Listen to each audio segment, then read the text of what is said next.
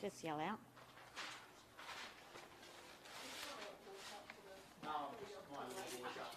Oh, I'm sorry. Do you need to come up and get in? Aiden's fine, yeah. Oh, he wants... He is so Actually, I was welcome. going to say, he will, won't he? He's been telling me all about his favourite toys. Apparently noisy is very important.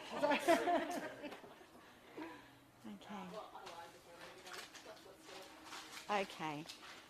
I am so pleased to be here at Crackerjack Toys Bulimba today with Heidi Cooper, who is the CEO of CCIQ, and Joe Wallace, who is the owner of Crackerjack Toys. Tomorrow is the start of Queensland's Small Business Month, and I'll be making a range of announcements over this month, but perhaps the most important of all is the announcement today of the Palaszczuk government's $6.75 million small business wellness package. Small business wellness and mental health has been an issue that has been raised consistently with us by peak bodies like CCIQ, by the Small Business Commissioner, and is raised with me everywhere I go right across Queensland. We know that small businesses have perhaps been the hardest hit out of COVID, with the ups and downs and not knowing what was going on and the restrictions on trade over the last 2 years, and many businesses have been in areas that have been hit by disaster, including those in southeast Queensland recently impacted by the floods. So this $6.7 million package will be comprised of 4 major elements. We will be employing 6 new wellness coaches who will complement our team of 43 financial counsellors who operate across Queensland to support small businesses. We will be launching a $1.6 million promotional campaign to make sure that the almost 500,000 small businesses across Queensland hear about this program and are able to access it. There will be a $3 million package, which means that those businesses who get into contact with the wellness coaches, and the wellness coaches really believe that they need some extra support, those businesses will be eligible to have $5,000 worth of expert advice to help them address those issues. So I want to tell you a little bit about each of those things. We know small businesses are exhausted. They are exhausted with the last 2 years. And they still don't know, even though we hope we're out of the worst of COVID, they still don't know what the future is going to hold for them. If you're a business owner on your own, you've had to do all of this by yourself. We need to give you the support, and we work closely with CCIQ, with the Mental Health Commissioner, to devise a package that we think will work. And we know that small problems can turn into big problems, and we want to be helping small businesses address those small problems so we can help take those stresses away. We have a fantastic program which was started by the Kingaroy Chamber of Commerce, and I want to shout out to President Damien Martu.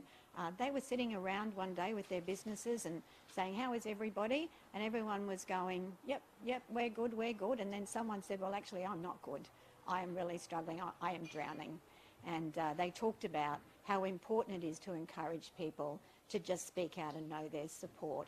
As a result of the program they put in place, we'll now be rolling out their program to 50 chambers across the state.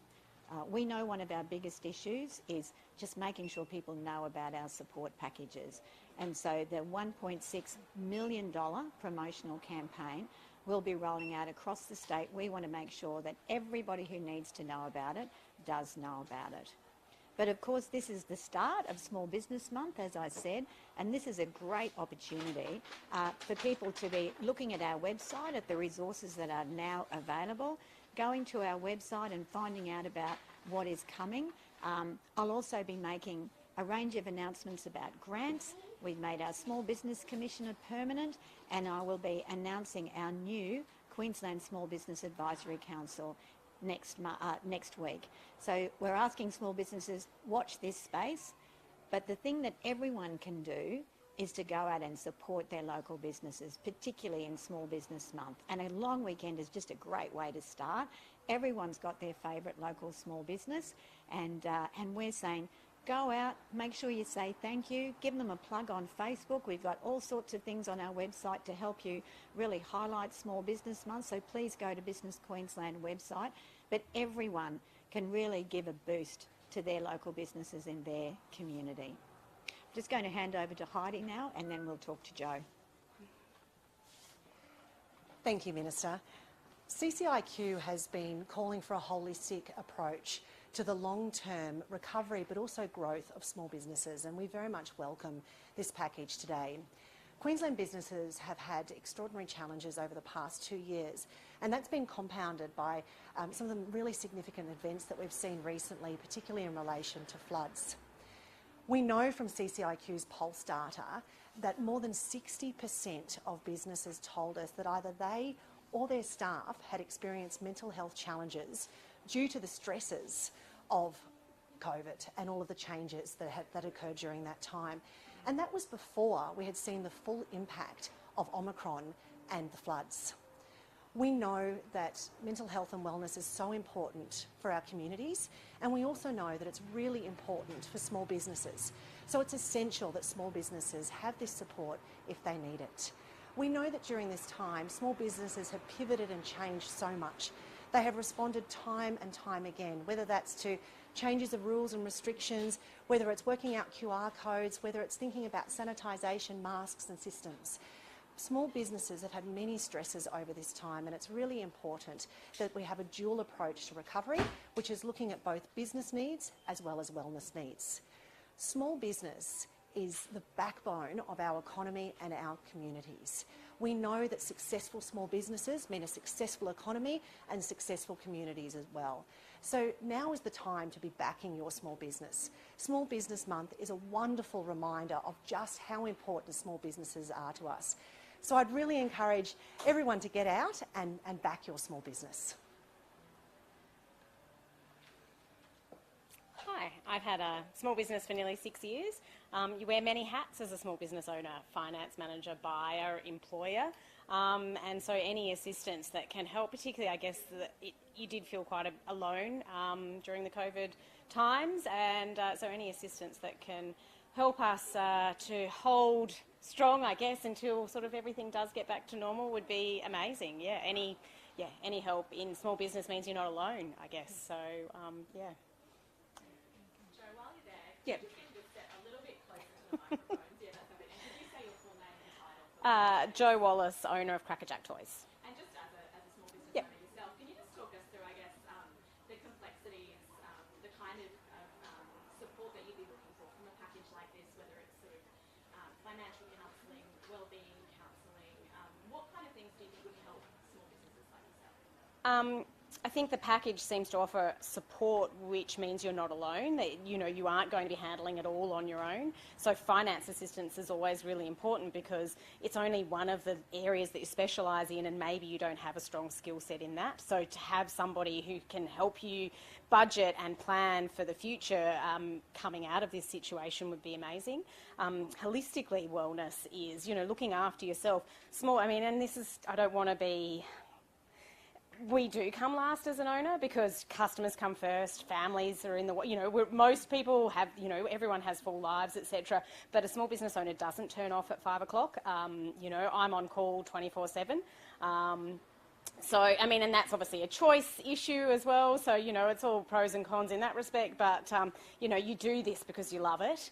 And so, yeah, anything that can help you handle the pressures and not be alone would be amazing. Yeah. Heidi, could we just ask you, you mentioned your last pulse survey and that it was really pulse check before the full impact of the Omicron summer Yes. and the floods.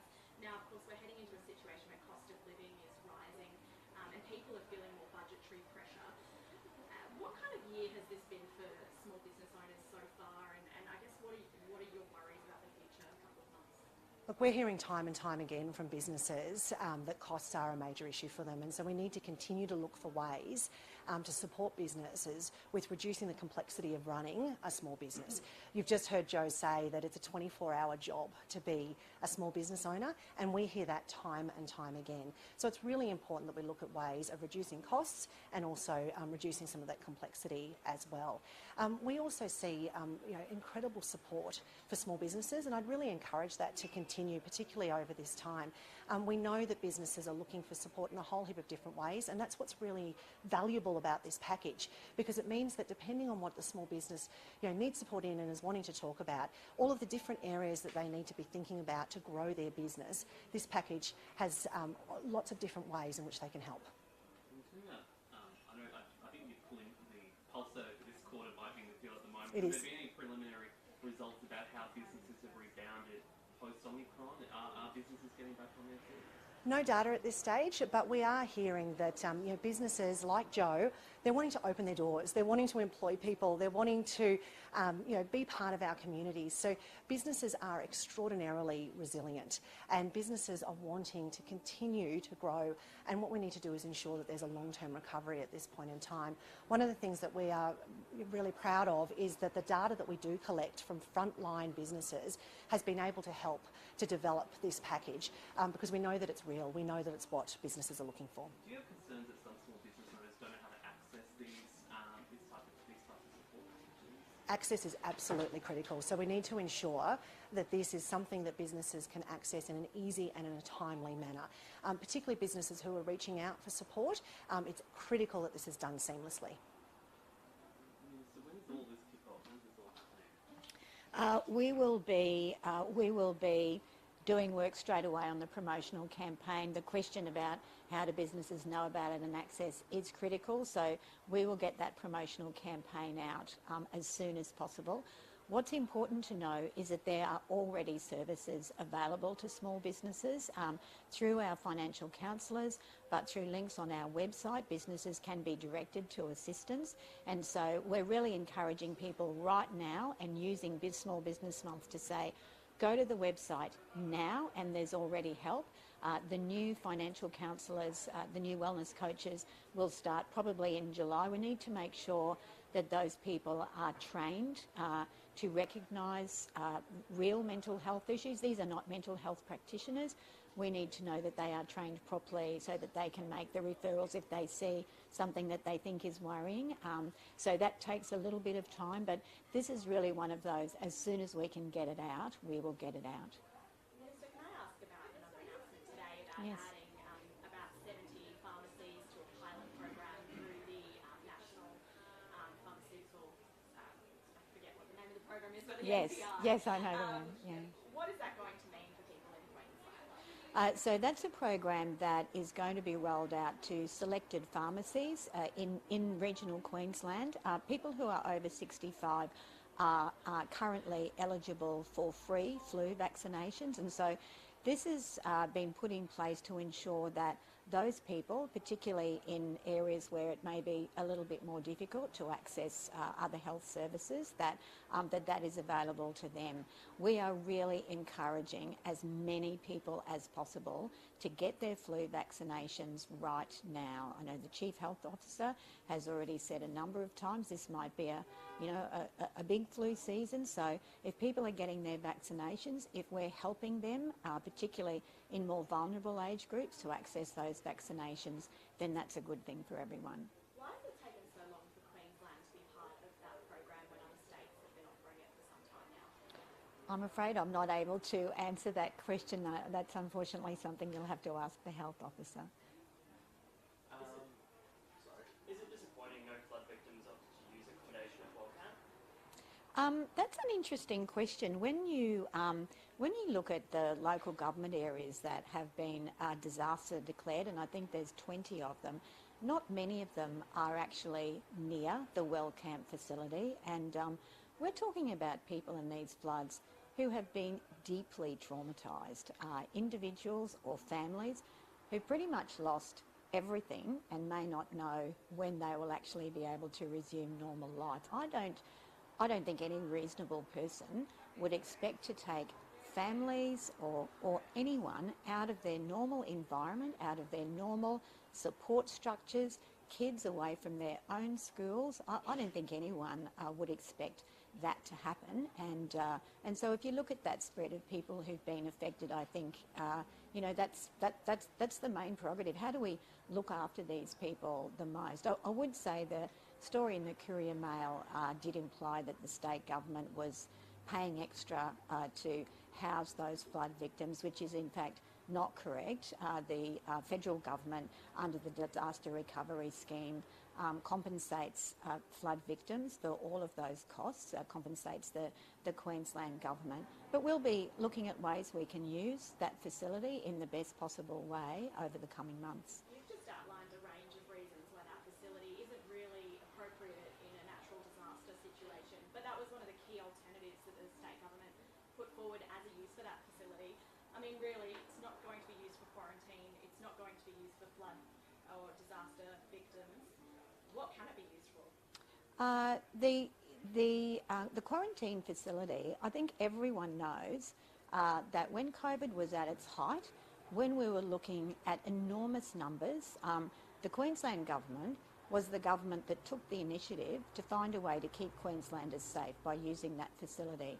We could not get any support from Scott Morrison for that quarantine facility, just as he did not support us with vaccination rollouts, just as he did not support us with rat tests, just as he did not support us with a whole range of initiatives that it would have supported Queenslanders. So that was the right decision, and we will be looking at options for using that facility in the coming months. Queenslanders trusted us to make the right decisions through a rapidly emerging situation like COVID, and that was the right decision. We were exercising responsibility on behalf of Queenslanders with no help from the federal government. Can you explain what type of options might be considered? That's something I can't talk to you about. I'm not privy to those deliberations, but they are being actively considered. Should the lease be extended for another year? Should the Queensland government have the site for another year? Look, I'm not privy to the deliberations about the uses of the facility or any other scope that could be applied to it. But I think that you're better off speaking to the Deputy Premier about those details. And just to clarify, that $278,000 that was spent on the hotels for those displaced households, you're saying all of that will be compensated by the federal government? The federal government compensates the Queensland government for a range of costs under our quite significant disaster recovery scheme, and I understand that those costs are included in that package.